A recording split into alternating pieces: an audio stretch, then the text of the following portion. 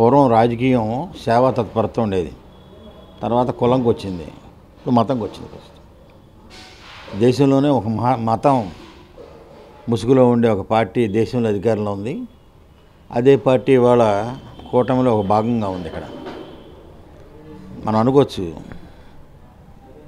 మతం అనేది ఎవడ మతం వాడికి ఇంటో ఉంటుంది, కులం అనేది ఎవడివాడికి కులం ఉంటుంది. ప్రతివాడికి మతం కులం ఉంటుంది. మతం అనేది జీవన శైలి అయి ఉంది హిందువులకి. దాన్ని హిందువులంటే ఇప్పుడు చెప్పుకునే ఒక బీజేపీ పార్టీలో ఉండేవాళ్ళే కాదు, అన్ని పార్టీలో హిందువులు ఉన్నారు. ఎవరికాళ్ళకి మతం మనసుకు తెలుసు. ఒకవేళ ఎవరన్నా కనుక అందరికి బాగుండాలంటే అతన్ని ఏదో ఒక టైపులో క్రియేట్ చేసేసి అతని మత వ్యతిరేక కింద క్రియేట్ చేసేసి వాళ్ళు ఏదో పనికిమాలిన వాళ్ళ కింద మాట్లాడేసి ఈ రకంగా క్రియేట్ చేస్తూ సోషల్ మీడియాలో కానీ ఇతర మాధ్యమాల్లో కానీ మతాన్ని సమర్థించే వాళ్ళే, మతం అంటే ఇష్టం ఉన్నవాళ్ళే, మన మతం ఏం చెప్పిందో దాన్ని అమలు చేసేవాళ్ళు. ఏంటి, మన మతాన్ని మనం కాపాడుకుంటూ పరమతాన్ని మనం సహించాలనేది హిందూ మత ధర్మం.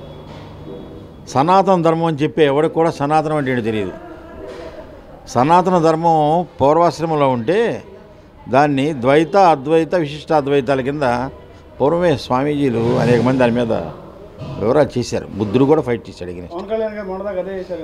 పవన్ కళ్యాణ్ గారు పూర్తి సనాతన ధర్మాన్ని అవలంబిస్తారు. ఎందుకంటే వారు క్రిస్టియన్ భార్యను చేసుకుంటారు, ఆ అమ్మాయికి అఫిడవిట్ ఇస్తారు పైన, ఇక్కడికి వచ్చి సనాతన ధర్మాన్ని పాటిస్తారు.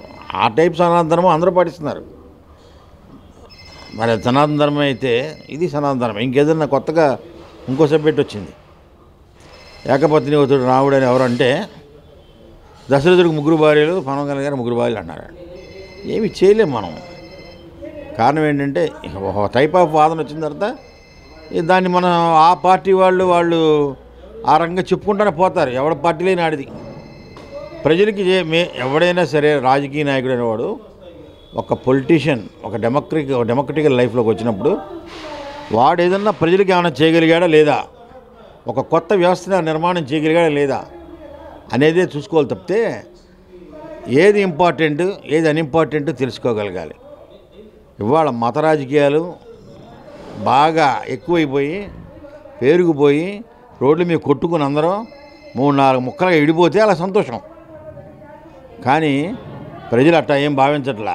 ఆ కొద్దిమంది ఉండే ఎవరైతే ఉన్నారో ఆ తొళ్ళ తెరుచుకునే వాళ్ళు అక్కడ కూర్చొని తెరుచుకోవడం తప్పితే ప్రశాంతంగా ఉండే ప్రజలు 50 కోట్ల మంది ఉంటే అలగగా ఎల్లరగా మాడదారికి ఎదాలని వాళ్ళు 2 కోట్ల మంది ఉంటారు దేశవ్యాప్తంగా.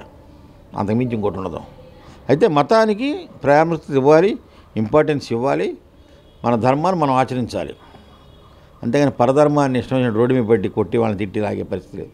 అట్లా అవతల వాళ్ళు ఏదైనా చేస్తే మాత్రం కూర్చుని ఊరుకునే పరిస్థితి కూడా ఉండదు. అది ధర్మం జనరల్గా.